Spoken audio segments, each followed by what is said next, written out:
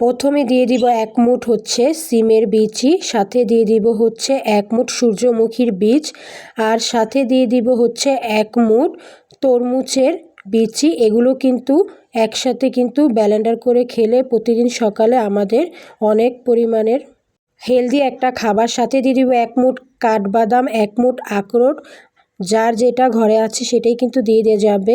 সাথে দিয়ে দিব 1 মুঠ তিসি, সাথে 1 মুঠ দিয়ে দিব হচ্ছে কালো জিরা।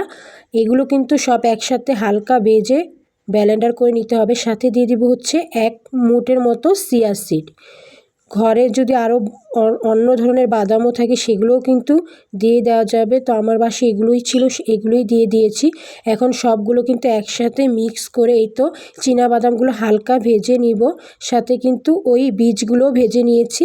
এখন বাদামগুলো সুন্দর করে পরিষ্কার করে ব্লেন্ডার করে গুঁড়ো করে বক্সে করে রেখে প্রতিদিন 1 গ্লাস পানির সাথে 1 থেকে 2 চামচ 1 ঘন্টা ভিজিয়ে রেখে কিন্তু আমরা প্রতিদিন সকালে খেলে আমাদের একটা হেলদি একটা ড্রিঙ্কস হয়ে গেল। তো এইভাবে খেলেই হবে।